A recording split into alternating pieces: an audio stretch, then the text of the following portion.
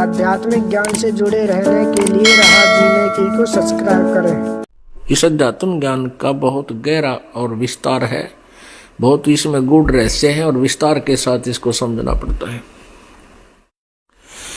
एक सदस्य नाम लिए हुए है घर का और सच्ची नीयत से भगवान के में समर्पित है, उसके कारण पूरा परिवार सुखी रहता है जब तक उसका जीवन रहेगा। बाद में चाहे उन पर बिजली पड़ो, जो नाम नहीं ले रहे अगर, और फिर उसमें क्या है कि जैसे एक परिवार का सदस्य सच्चे दिल से नाम लिए हुए है और सही श्रद्धा कर रहा है और पूरा विश्वास के साथ आधीनी के साथ सब मर्यादाओं में रहता हुआ कर रहा है इस परमेश्वर की सच साधना, तो उसको अन्य परिवार को भी क्रेडिट मिलता है, वो देता है, क्योंकि उसकी आस्था बच्चों में है और वो यही प्रार्थना करता रहता है कि परमात्मा मेरे बच्चों की सुरक्षा करना, मेरे बच्चों की रक्षा करना, इन पर कोई आपत्ति ना आवे, इनको संतान देना। तो वो क्या होता है कि वो क्रेडिट तो उनको मिल जाएगा आपकी प्रार्थना से, लेकिन आपकी भक्ति माइनस होती चली जाएगी और आप मोक्ष से वंचित रह जाओगे। आप जी को चाहिए कि उन बच्चों को भी मार्ग पर लगाओ, उनको भी मार्ग पर लगाओ। जैसे किसी के एक ट्रक के किसी के जो है ना कार में या पंचर हो गया, हवा निकलेगी और दूसरे के टायर ट्रक के टायर से उसमें डाल देंगे तो ट्रक भी खड़ा रहेगा। फिर वो ट्रक के अंदर से जो टायर से यानी ट्यूब से हवा निकाल कर वो छोटे व्हीकल के पहिए में डाल दी, व्हील में। इतनी राहत आप अपने परिवार को दे रहे हो और आप फिर खाली हो जाओगे। आपको चाहिए कि अपने बच्चों को भी उसी रास्ते पर लगा दो और उनको भी पंप दे दो, भाई अपना रास्ता बता दो कि ऐसे ऐसे यहां से हवा डलवाओ। यानी परमात्मा के नाम का हैंड पंप लेकर के उसका अपने टायरों में हवा डालो, एक दूसरे को ना दो। कहने का भाव यह है कि हमने इस अध्यात्म मार्ग को सुनना है, क्योंकि ऐसे बहुत से प्रमाण हैं। जैसे एक टटीरी थी, टटीरी एक पक्षी था, वो पिछले जन्मों के टायर, उसने पिछले जन्म जन्मांतर की भक्ति की हुई थी, उसके संचित कर्मों में डिपॉजिट थी और फिर उसके ऊपर आपत्ति आई कि उसने टटीरी पक्षी के रूप में वो जन्म था, उसके बच्चे अंडे उसने उत्पन्न कर दिए कुरुक्षेत्र के मैदान में और वहां पर 18 करोड़ सेना इकट्ठी होगी युद्ध के लिए। तब उसने परमात्मा से प्रार्थना की थी, मेरे अंडों की, मेरे बच्चों की रक्षा करना प्रभु। आत्मा से रोई थी वो। उसी समय परमेश्वर ने ऐसी लीला की कि इंद्र के हाथी का एक घंटा जो गले में बांध रखा होता है 88,000 मन का, वहां से टूट के और उन अंडों के ऊपर आकर गिर गया। 18 करोड़ सेना के आपस में लड़ मरी, अग्निबाण छूटे, लेकिन अंडे सुरक्षित रह गए। तो पुण्यात्मा इस प्रकार वो पुण्यात्मा जो थी, पिछले जन्म जन्मांतर की पुण्यात्मा थी और बीच बीच में हम बहुत सी गलतियां कर देते हैं जिसके दुष्परिणाम भी भोगने पड़ते हैं। वो टटीरी की योनि में दुख पा रही थी। परमेश्वर कबीर जी की शरण में की हुई साधना आपके कई जन्मों तक काम आती है। तो ऐसे उसने अपने संचित कर्मों को भी बर्बाद कर दिया और उन अंडों की रक्षा के लिए वो बच्चे हुए, फिर वो भी मर गए। 5-4 साल के अंदर उनकी मृत्यु, टटीरी भी मर गई। तो इस प्रकार इस काल के जाल को हमने समझना है। आप जी यहाँ आए किस लिए हो? यदि इन बच्चों की सुरक्षा और इन्हीं के लिए अपना जीवन व्यर्थ कर रहे हो तो आप जी ने भक्ति नहीं समझी। भाव ये नहीं है कहने का दास का, परमात्मा का भी ये उद्देश्य था। ये कहने का भाव नहीं है कि बच्चों में अस्थाई ना रहे या इनकी केयर टेक ना करें, नहीं, ये हमारा एक कर्तव्य है। परमात्मा के बच्चे मान के, ये हमारे बच्चे नहीं हैं, ये परमेश्वर की आत्माएं हैं, उस धनी के बच्चे हैं और हमारे को सेवा दे रखी है, हम नौकर हैं उस परम पिता के। तो एज ए सर्वेंट हमने काम करना है, अधिकार नहीं जमाना। हम अधिकार अधिक जमाते हैं, अपना कर्तव्य कम करते हैं, कर्तव्य का पालन कम करते हैं और हम इनको अपना मानकर दुखी रहते हैं, क्योंकि हमारी सेवा लगाई है तो इनके दुख में दुखी होना हमारा स्वाभाविक जो है ना स्वभाव बना हुआ है। कि जैसे कोई नौकर है और नौकर का उस मालिक का बच्चा किसी कारण से दुखी है, उसको तो वो भी दुख होता है उसको साथ में, नौकर को। तो ऐसे ही हम अपने बच्चों को अपना ना मान करके परमात्मा का मान के, उससे डर के उनका जो कर्तव्य कर्म है वो पूरा करें और परमात्मा की भक्ति में नागा नहीं होना चाहिए, उसमें कमी नहीं आनी चाहिए। इस प्रकार हम अपने इस दैनिक कार्य को करते हुए, मनुष्य जीवन के कर्तव्य कर्म को करते हुए भी हम मोक्ष प्राप्त कर लेंगे। तो हम कहने का भाव यह है कि बच्चों को भी परमात्मा के चरणों में लगाना चाहिए, और वो नहीं मानते हैं तो अपने जीवन के साथ खिलवाड़ करना बुद्धिमता नहीं है, उनको उनके भाग्य पर छोड़ दे। तो ऐसे हम यहां से निकल सकेंगे। नहीं तो बच्चे नहीं मान रहे हैं, उनका दुर्भाग्य है, कर्महीन है वो तो डूबेंगे, गेल आप जी को भी ले डूबेंगे। इसी प्रकार अगर बच्चे ठीक लगे हुए हैं, माता पिता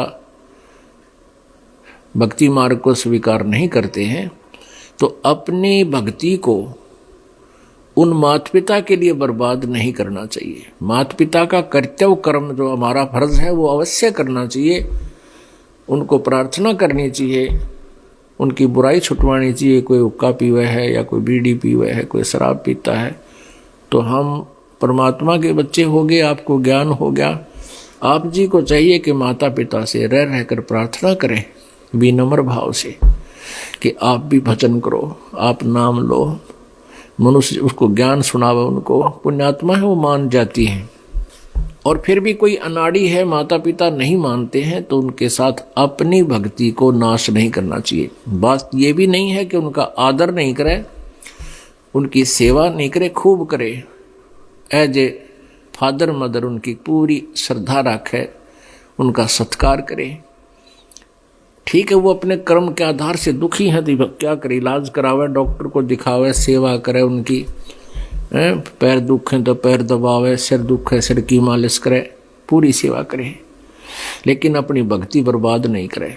यदि आपने मोक्ष चाहिए, कहते मात पिता मिल जाएंगे, मात पिता मिल जाएंगे 184 मोह, ये सतगुरु सेवा और बंदगी भाई फेर मिलन की ना। आज हम माता पिता हमारे, ठीक है, हम अपनी भक्ति आशीर्वाद उनको प्रार्थना करें भगवान से, हे परमात्मा इनको ऐसे कर दो, वैसे कर दो, स्वस्थ कर दो। ये हम पहले तो कहा करते थे कि भगवान इनको स्वस्थ कर दो, और आप जी की भक्ति से वो स्वस्थ अवश्य हो जाएंगे, लेकिन आपकी कमाई का बहुत अंश, बहुत ज्यादा भाग समाप्त हो जाएगा। फिर हमारे अंदर ये आता है, क्योंकि हम बालक हैं इसीलिए काल के जाल से नहीं निकल पाते।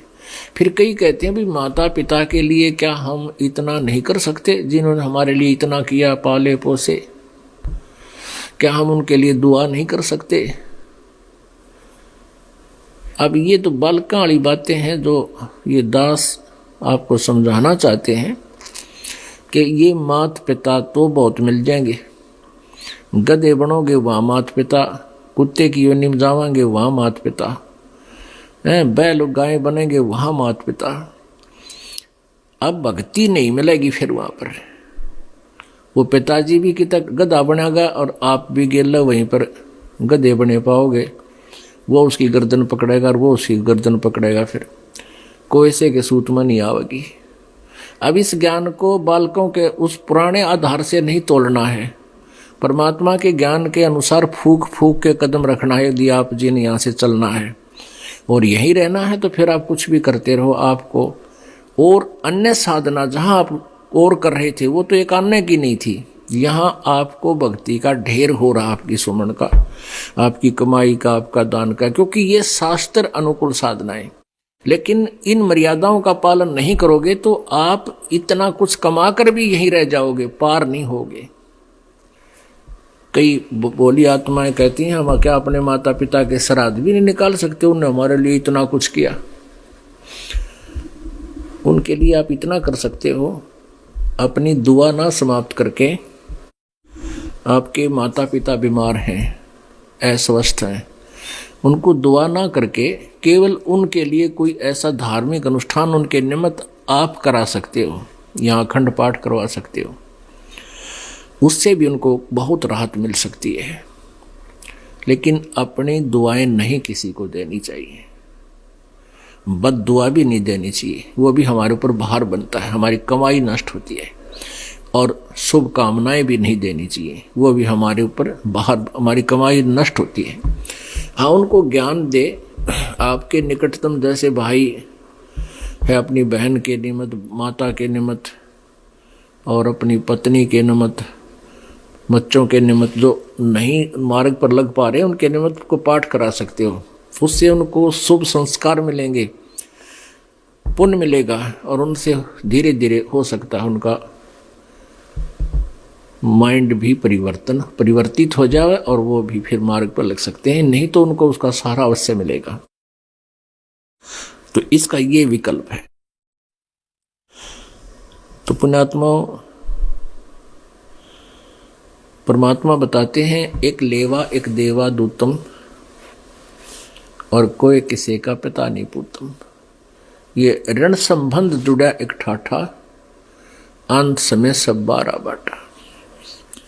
एक जैसे एक बच्चा, एक लड़का इतना लायक है, पिताजी तो दारू पीवे हैं और ताश खेले सारा दिन, बोल रहे तो लड़न न हो जा, और बेटा उसकी सेवा करता है, कमाता है, पिताजी शराब पीता है, तो वो पिताजी उस पुत्र से पिछले जन्म में लिया हुआ किया हुआ जो कुछ उसका अपना प्राप्त कर रहा है।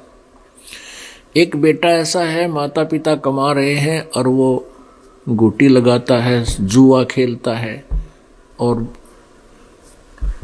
पैसे को बर्बाद करता है। माता पिता रोते रहते हैं बैठकर, वो मानता नहीं है। तो पिछले जन्म में उस माता पिता ने उनका कोई ले रखा था, अब वो पूरा करके छोड़ेगा। तो एक लेवा एक देवा दूतम, कोई काहू का पिता नहीं पूतम। ये ऋण संबंधी जुड़ा एक ठाठा, ऋण एक दूसरे की उधार आपके ऊपर है, और इस कारण से ये एक परिवार बना बैठा है। अंत में सब 12 बाटा। आपकी मृत्यु होगी, ना जाने कहाँ जन्म होगा, बेटे की मृत्यु होगी, पता नहीं संस्कार वश कहाँ जाएगा, कौन से देश में जन्म होगा। अंत में सब 12 बाट, अलग अलग 12 बाट, बाट माने रास्ते, अलग अलग रास्तों पर जाओगे, फिर ना जाने कभी मिलोगे कि ना मिलोगे किसी जन्म में। इन सब बातों को विचार करके पुण्यात्माओं अपने मोक्ष कराने के इस उद्देश्य को, लक्ष्य को प्राप्त करना है।